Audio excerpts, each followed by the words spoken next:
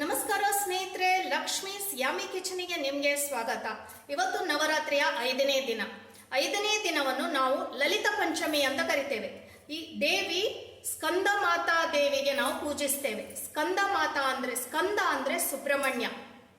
ಈ ದಿನದ ವಿಶೇಷ ಅಂದ್ರೆ ಸಂಗೀತ ವಾದ್ಯವನ್ನು ಪೂಜಿಸುವಂಥದ್ದು. ತಾಳ, ತಂಬೂರಿ, ಸಿತಾರ್, ವೀಣೆ, ಡ್ರಮ್ಸ್ ಎಲ್ಲದನ್ನು ಇವತ್ತು ಪೂಜಿಸ್ತಾರೆ. ಹಾಗಾಗಿ ಇವತ್ತಿನ ದಿನ ನಾನು ಕಾಯಿ ಹೋಳಿಗೆ ಮಾಡ್ತಾ ಇದ್ದೇನೆ. ಕಾಯಿ ಹೋಳಿಗೆಗೆ ಬೇಕಾಗದ ಇಂಗ್ರೀಡಿಯೆಂಟ್ಸ್ ಏನು ಉಂಟು ಅದನ್ನು ನಾನು ನಿಮಗೆ ತೋರಿಸ್ತೇನೆ. ಕಾಯಿ ಹೋಳಿಗೆ ತಯಾರಿಸಲಿಕ್ಕೆ ಮೊದಲಿಗೆ ಮೈದಾ ಹಿಟ್ಟು, 2 ಸ್ಪೂನ್ ಚಿರೋಟಿ ರವೆ ತಗೊಂಡಿದ್ದೇನೆ, ನಾದಿಕೊಳ್ಳಿಕ್ಕೆ ನೀರು, ಸ್ವಲ್ಪ ತೆಂಗಿನೆಣ್ಣೆ, ರುಚಿಗೆ ತಕ್ಕಷ್ಟು ಉಪ್ಪು ಮತ್ತೆ ಅರಸಿನ ತಗೊಂಡಿದ್ದೇನೆ. ಈಗ ನಾನು ಕಾಯಿ ಹೋಳಿಗೆ ಹೂರಣ ತಯಾರಿಸಲಿಕ್ಕೆ 1 ಕಪ್ ತೆಂಗಿನಕಾಯಿ ತಗೊಂಡಿದ್ದೇನೆ, ಆರ್ಗ್ಯಾನಿಕ್ ಬೆಲ್ಲ ತಗೊಂಡಿದ್ದೇನೆ, ಮತ್ತು ಯಾಲಕ್ಕಿ ಹುಡಿಯನ್ನು ತಗೊಂಡಿದ್ದೇನೆ.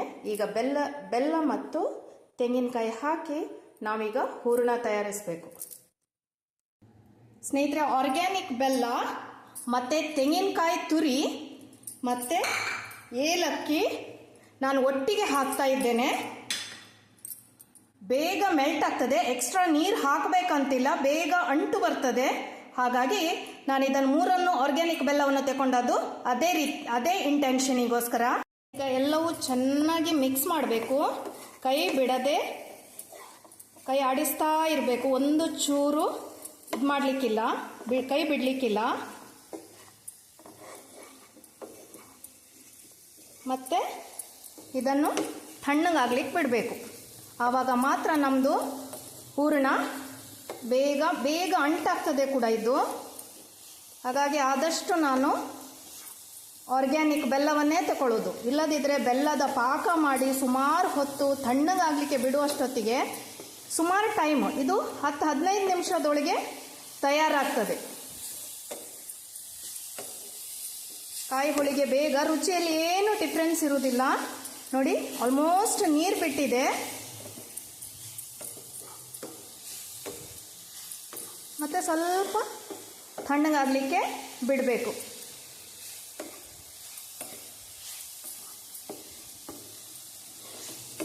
ಕಾಣ್ತಾ ಉಂಟಾ ಸ್ನೇಹಿತರೆ ನಿಮಗೆ? ನೋಡಿ, ಬೇಗ ನೀರು ಬಿಡ್ತದೆ.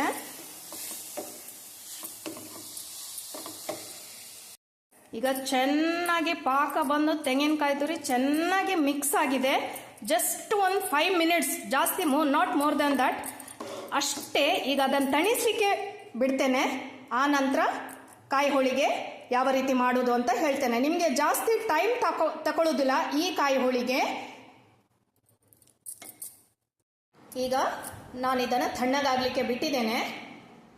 ಆರ್ಗ್ಯಾನಿಕ್ ಬೆಲ್ಲ ಯಾವತ್ತೂ 5 ನಿಮಿಷದಲ್ಲಿ ನೀರು ಬಿಟ್ಟು ಚೆನ್ನಾಗಿ ಒದಗಿ ಬರ್ತದೆ, ಮಿಕ್ಸ್ ಆಗಿ ಬರ್ತದೆ ತೆಂಗಿನಕಾಯಿ ತುರಿಯೊಟ್ಟಿಗೆ.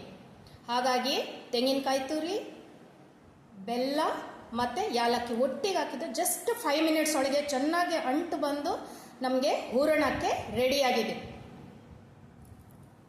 ಸ್ನೇಹಿತರೆ, ಈಗ ಇದು ತಣ್ಣಗಾಗಿದೆ. ಈಗ ಕಾಯಿ ಹೋಳಿಗೆ ಹೇಗೆ ಮಾಡೋದು ಅಂತೇಳಿ ನಾನು ಹೇಳಿಕೊಡ್ತೇನೆ. ನಾನು ಉಂಡೆ ಕಟ್ತಾ ಇದ್ದೇನೆ.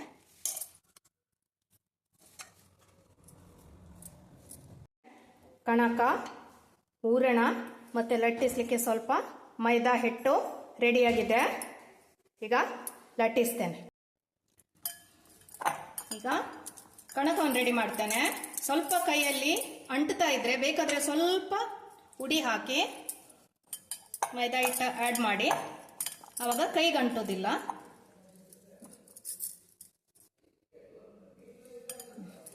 ಆಯಿತು.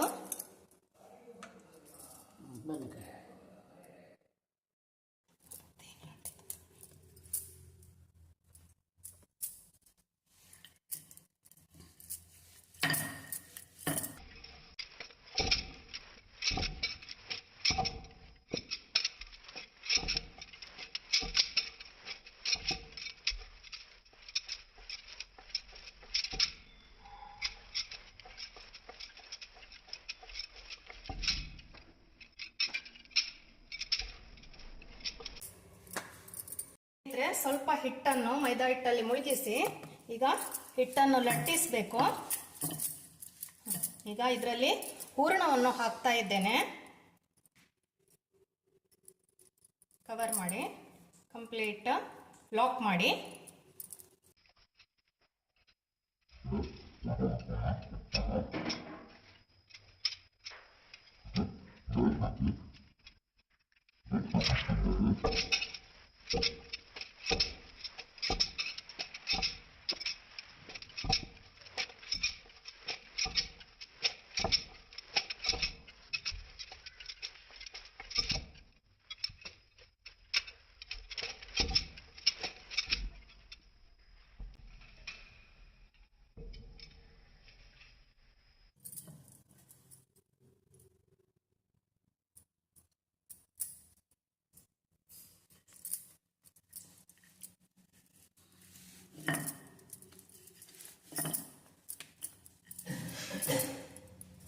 ಕಾವಲಿಯನ್ನು ಈಗ ಪ್ರೀ ಹೀಟ್ ಮಾಡಲಿಕ್ಕೆ ಇಟ್ಟಿದ್ದೇನೆ. ಈಗ ಸ್ವಲ್ಪ ಹೊತ್ತಿಗೆ ಕಾವಲಿ ಬಿಸಿ ಆದ ಕೂಡಲೇ ನಾನು ಕಾಯಿ ಹೋಳಿಗೆಯನ್ನು ಕಾಯಿಸ್ತೇನೆ. ಕಾವಲಿ ಈಗ ಪ್ರೀ ಹೀಟ್ ಆಗಿದೆ. ಈಗ ಸ್ವಲ್ಪ ತುಪ್ಪ ಹಾಕಿ ನಾನೀಗ ಕಾಯಿ ಹೋಳಿಗೆ ಕಾಯಿಸ್ತೇನೆ. ಮೀಡಿಯಂ ಫ್ಲೇಮಲ್ಲೇ ಪ್ರೀ ಹೀಟ್ ಆದ ನಂತರ ಮೀಡಿಯಂ ಫ್ಲೇಮಲ್ಲೇ ಕಾಯಿಸಿ, ಇಲ್ಲಾಂದರೆ ಬೇಗ ತಳ ಹಿಡಿತದೆ. ಸ್ವಲ್ಪ ತುಪ್ಪ ಸವರ್ತೇನೆ.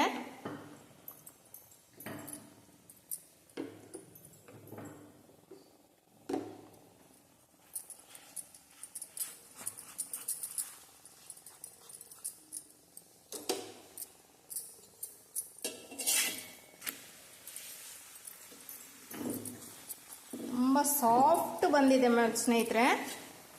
ಅದಕ್ಕೆ ಇಲ್ಲದಿದ್ದರೆ ಖಾಲಿ ನಾವು ಮೈದಾ ಹಿಟ್ಟು ಹಾಕಿದರೆ ರವೆ ಹಾಕಿರೋದ್ರಿಂದ ಸ್ವಲ್ಪ ಸಾಫ್ಟ್ ಬರ್ತದೆ, ರಬ್ಬರಿ ಟೈಪ್ ಆಗೋದಿಲ್ಲ. ಫ್ರಿಜ್ಜಲ್ಲಿ ಇಟ್ಟರು ಕೂಡ ನೋಡಿ ತುಂಬ ಸಾಫ್ಟ್ ಬಂದಿದೆ, ಚೆನ್ನಾಗಿ ಊದ್ಕೊಂಡಿದೆ. ಈಗ ಆಯಿತು, ಒಂದು ಸೈಡ್ ಕಾಯಿಸಿದೆ ನಾ. ಈಗ ಇನ್ನೊಂದು ಸೈಡ್ ಒಂದು 2 ನಿಮಿಷ ಕಾಯಿಸಿ ಮೀಡಿಯಂ ಫ್ಲೇಮಲ್ಲೇ ಇಟ್ಟಿದ್ದೇನೆ.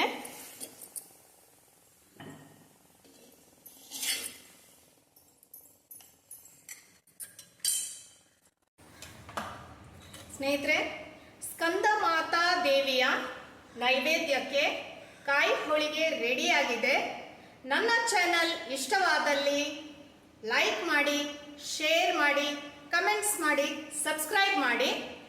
ನೆಕ್ಸ್ಟ್ ರೆಸಿಪಿಯೊಂದಿಗೆ 6ನೇ ದಿನ ಇಂದ್ರಾಣಿ, ಆಕೆಗೆ ಕಾತ್ಯಾಯಿನಿ ಅಂತಲೂ ಕರೀತಾರೆ. ಕಾತ್ಯಾಯಿನಿ ದೇವಿಗೆ ಯಾವ ರೀತಿಯ ನೈವೇದ್ಯವನ್ನು ಅರ್ಪಿಸಬಹುದು ಅಂತೇಳಿ ನೆಕ್ಸ್ಟ್ ಎಪಿಸೋಡಲ್ಲಿ ಹೇಳ್ತೇನೆ. ಖುಷಿಯಾಗಿರಿ, ನಗ್ನಗ್ತಾ ಇರಿ. ಧನ್ಯವಾದ.